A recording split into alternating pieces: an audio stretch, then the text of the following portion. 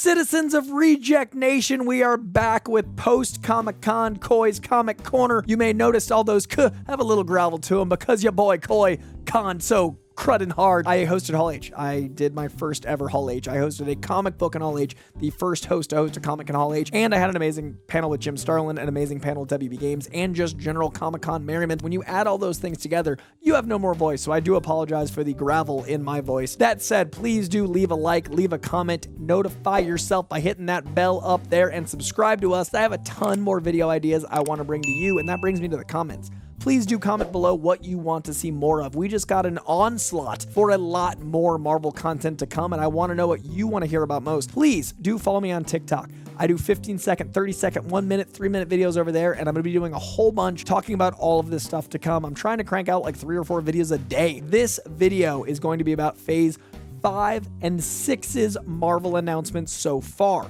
That does mean I'm not going to be including She-Hulk and Wakanda Forever in this particular video. You all know how excited I am for She-Hulk. That comes out in just a couple of weeks, and I will say briefly that Wakanda Forever trailer I knew would be beautiful. I knew it would be mesmerizing. I didn't know how brutal that would feel. It was such a stunning experience of seeing that trailer and seeing it in Hall H with that crowd. I'd been crying all throughout the Hall H panel because it was all so emotional, but that particular trailer resonated in a way I didn't think I'd feel from a trailer, and it's just mesmeric and wonderful. So Wakanda Forever would be so high up on this list if it was Phase 5 or 6. Wakanda Forever's not on this list because we're going to do Phase 5 and 6. Let's kick it off!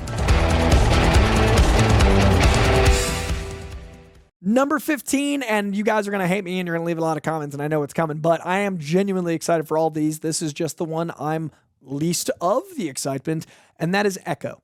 I really, really enjoy the character of Echo. I think she is fascinating. I think she is important, but as per the movies and shows we have so far, lowest on the list, I did enjoy her portrayal in Hawkeye, but I never found myself going like, I need more of her.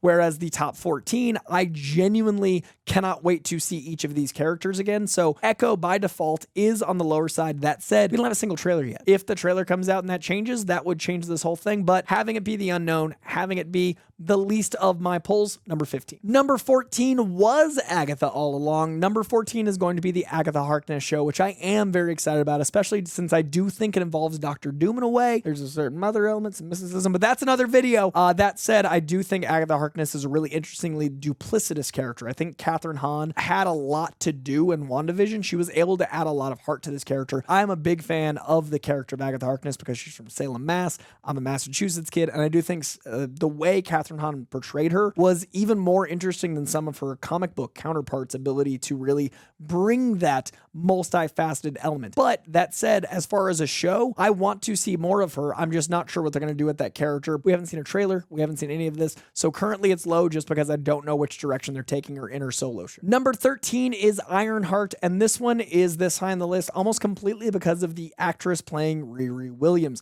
She was Riri Williams on that stage. The moment she spoke at Hall H, I was like, that's Riri. I literally tweeted out, oh my God, she sounds exactly like Riri. Her word choices, the cadence in her speech sounded like how I imagine Bendis. The entire aura she brought to the character has that incredible, slightly smart, alecky, smart, snarky, smart. Like there's a certain ness to how she's got little verbal barbs, and there's this confidence in the way she carries herself. I was so impressed with this actress. Actually met her at a party after later that night, and we talked about Bendis and the way she feels about that almost Shakespearean pop, pop, pop, pop, pop. There's almost an iambic pentameter to the way that she and Riri Williams speak. This is a show I'm very excited about. I cannot wait to see IronHeart come to life.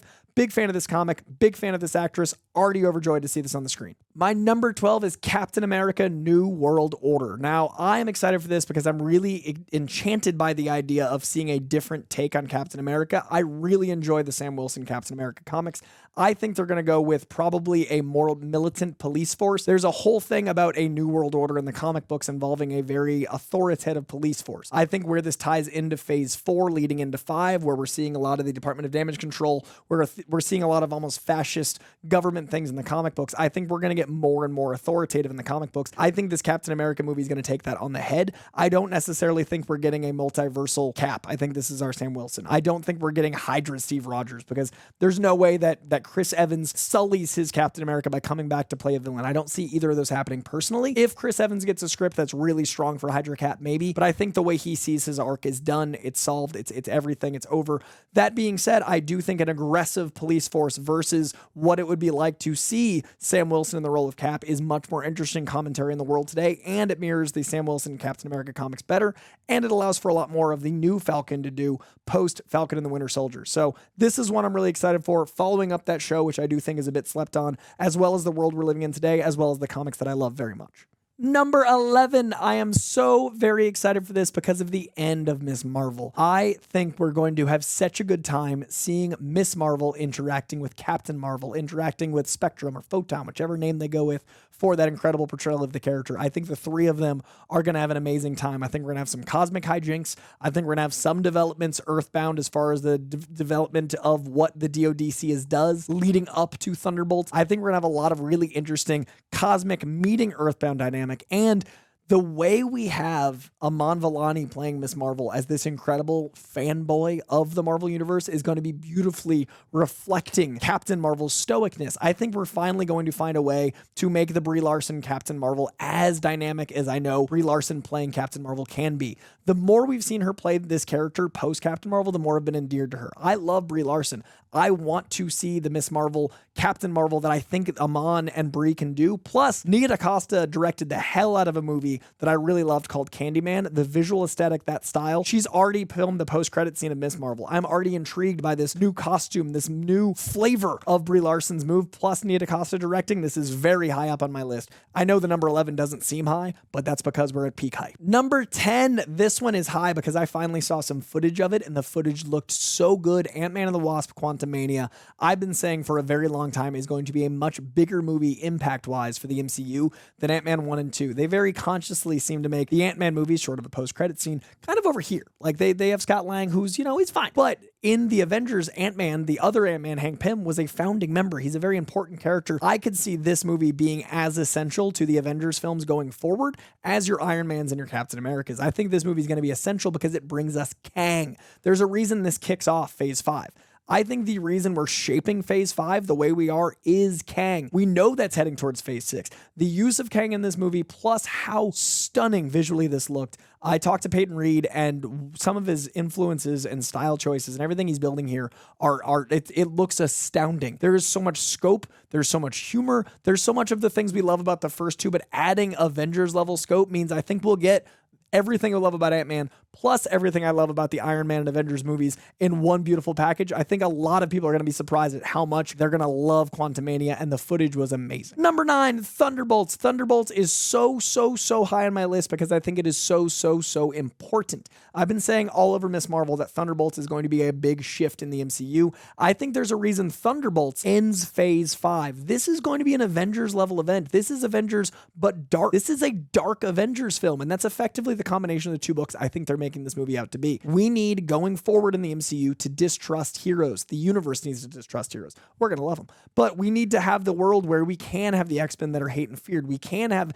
different dynamics of why heroes need masks. The comic books are getting more and more represented in the costumes. We're getting more and more accurate to storyline distrust of heroes because of things like Secret Invasion and Thunderbolts. You're going to see a lot of the population start to distrust these characters because of Secret Invasion, because we're going to find out a lot of heroes are revealed to be aliens. Then in Thunderbolts, that's all going to come to a head when a team of Avengers is revealed to be evil. This Thunderbolts movie is the way that Phase 6 happens, in my opinion. I'm wondering if by the end of this, they have to go back in time using Kang stuff to even fix the opinion of heroes. I think Thunderbolts is going to be enormous. I think it's going to be a giant $250+ million movie. I think the scope is going to be absolutely insane, and it's something we haven't really seen before. I think Thunderbolts is the closest to an Avengers level event that we have in Phase 5. And I think that it's going to surprise a lot of people. This one's my number 9. Number 8, Loki Season 2, the sequel to my favorite of the Marvel shows so far. This show is hard to even explain why I'm excited because it's just based off how much I loved Season 1.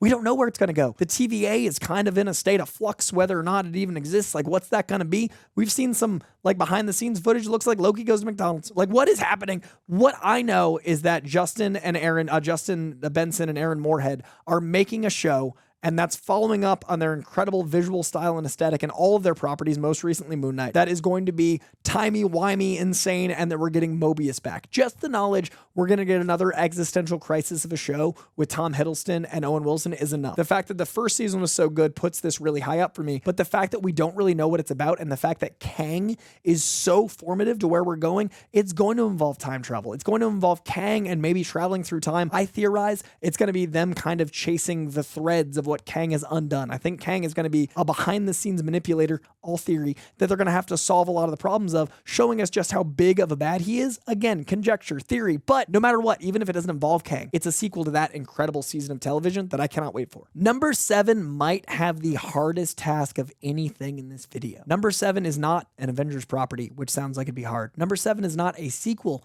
to a property that's beloved, which sounds like it is hard. This is a reboot of Wesley Snipes' Blade. That series is near perfect. I love the Blade movies. The Blade movies are how the MCU exists. It is a very, very hard bite to chew and do it right. That's a bad metaphor, but I was thinking of a vampire thing. My point is, they have a lot to chew. This is big. This is enormous. And Mahershala Ali is one of the best to do it. So if anyone can, he can. I'm so excited for this. I cannot imagine a more difficult way to launch into the supernatural because we're all going to be wanting this to be as good as the OG Blade. But that means if it does succeed, if it's as good as the old Blade was and ties into the MCU, if it's able to be this incredible vampire world that incorporates all the supernatural leading to the Midnight Suns, which is what I think it's going to be, and brings us a Blade that we love as much as Wesley Snipes, this will be one of the all-time great MCU properties. This has the hardest thing to do, but it has the most potential to be the best. All the ingredients are there. All the hype is there. All of the want is there. I think Blade is going to be very special. Number 6, Guardians of the Galaxy 3. I love these two movies so much, and the first one is in my top 4 MCU films. I am obsessed with the world James Gunn has built. I saw the new trailer at Comic-Con. It broke me. It is so emotional. It is so visually stunning. It is riveting. It was just such a kick in the stomach. And I think High Evolutionary, personally, maybe spoilers, theories, I don't know, but I think High Evolutionary is going to be responsible for making Rocket Raccoon. I think this is going to be a movie about the saddest creature in the universe, Rocket. And I think we're going to see the horrors of how he came from. And I think the Guardians as a family are going to be wanting revenge on that character. And I think it's going to be a really brutal revenge tale where our heroes are going to have to do awful things. I think High Evolutionary is going to be a terrifying villain. I think the use of James Gunn and the way he sees the world, we're going to see some horrific things. We're going to see animals mutated, human sentient beings, as well as animals just be manipulated into being evolved. And I think that's an interesting commentary on our real world atrocities, the way people see things as unevolved, the way people see things as beneath them. I think this villain might not be as big as an overarching villain as Kang, but I think it might be the most traumatic villain to the viewer. And I think our empathy for Groot and Rocket and the rest of the Guardians is really going to be tested when this all falls apart. And I think a lot of people are going to die. I think this movie might be the most brutal movie in the MCU. And I'm very excited for it in a very bittersweet way because it does end our Guardian saga, but it looks perfect. This trailer is everything. So it's high up. Number 6 is Guardians. Number 5 is Fantastic Four. Full disclosure, we usually do all these in one take, but this is the second take because I started explaining why I'm excited for Fantastic Four, and I'm actually going to make that another video. I've got so many things to say about Doctor Doom that that's going to be a separate video.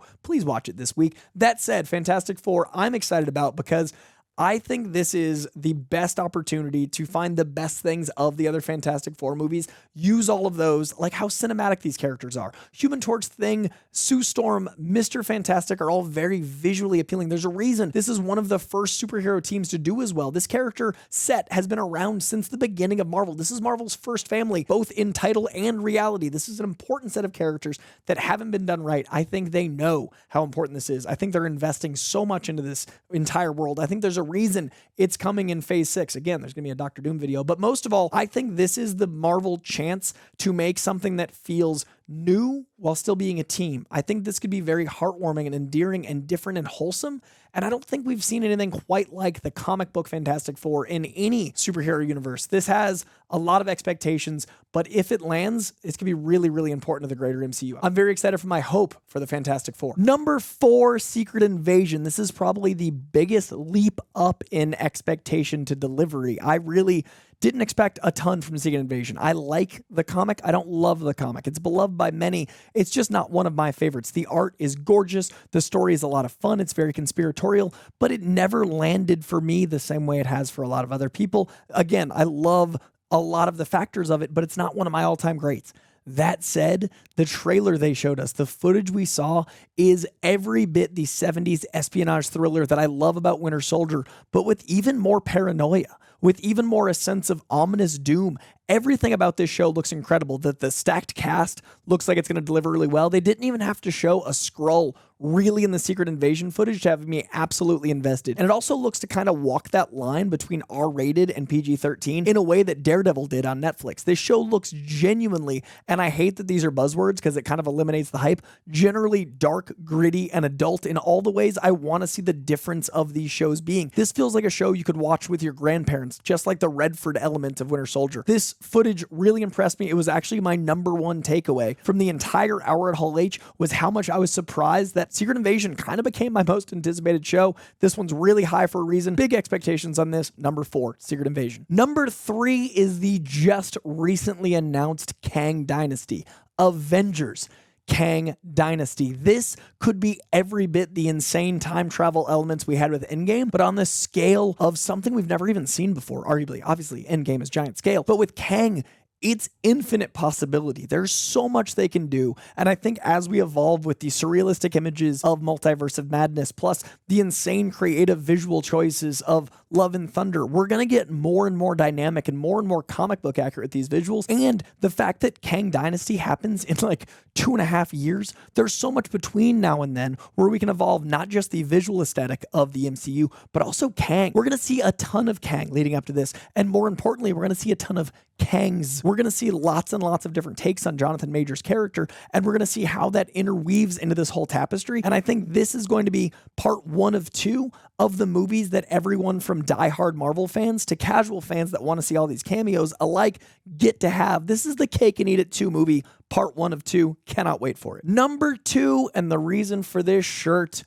Daredevil Born Again. We've now seen a flash of the yellow-suited Daredevil in that She-Hulk footage. We have seen a taste of Kingpin that, to be honest, I didn't love the delivery of as much as I've loved other things, but I think that Marvel listens. Kevin Feige knows exactly what fans want. The Marvel industry listens to these message boards and videos like this where they know we want these changes. I think when we get Kingpin back for a whopping 18 episodes, we're going to have the Kingpin we want from Netflix. I think when we get Matt Murdock back for more than just a beautiful, wonderful, uplifting cameo No Way Home, for 18 episodes, especially after, I assume, his appearance in both She-Hulk and another few properties. We've had Charlie Cox say over and over again, this is something that's going to be happening for years. That plus the announcement of the number of episodes, plus where this falls in the MCU, plus it being Born Again, plus the expectations from the Netflix show. You ended the Netflix season 3 with a very Catholic guilt reborn already. Born Again is a beautiful comic arc, and he's born again within Marvel. I love all of this. I love the expectation. I love the potential. I love the Daredevil Netflix show. If this can be even 75% as good for that kind of runtime, this is going to be a really special property. Number 1, and looks like Phase 6's Endgame. It looks like we're going to have a Kang Dynasty followed up by Secret Wars. Secret Wars, I think, is going to be the culmination of not just these 4, 5, and 6 phases. I think this is going to be a phase 1 through 6 culmination. This concludes the multiverse saga. I think it's going to include everything from the multiverse. I think this could have all the characters from Fox we want, all the characters from Sony that we want, different interpretations of the characters within the MCU. The Multiverse of Madness delivered on the multiverse in that section. It gave us that wonderful John Krasinski cameo. It gave us a Captain Carter. It gave us all these things we've always wanted to see. Secret Wars can do that to a grander scale, an enormous scale. It can do that throughout, and the story can be rich because all 3 of the Secret Wars miniseries are so different, so effective, so psychedelic, so vast, and it's going to be, I think, the Kang to Doom Thanos situation. I think we're going to see, you know what? I'm going to save that. That's going to go in the Doom video. But I do think we're going to see lots and lots of elements that are part 1 and part 2. And part 2 might be the biggest Marvel movie to date. I think Secret Wars could be an absolutely enormous undertaking. If they deal with all the time travel in the Kang Dynasty. Where I think we're going to land at the end of Secret Wars is going to be very, very special. And I think we're going to have 6 different phases of buildup. Where Endgame was built up from 3 phases and 12 years, this could be built up from almost 20 years of movie making. I think it comes out in 3 years for a reason. I think we're going to have to put a lot of things together to make this work. And Kevin Feige looks at a 10-year plan. He's probably calling actors from Fox and Sony right now to cook it up this insane mega event movie, the likes of which we've never seen in a film before. I think this is going to make that Endgame scene with Avengers Assemble feel like the Civil War scene when you look back on it. Very beautiful, very intense, a double-page spread come to life, but comparatively small. Endgame is the biggest thing we've ever experienced in movies in this genre to date.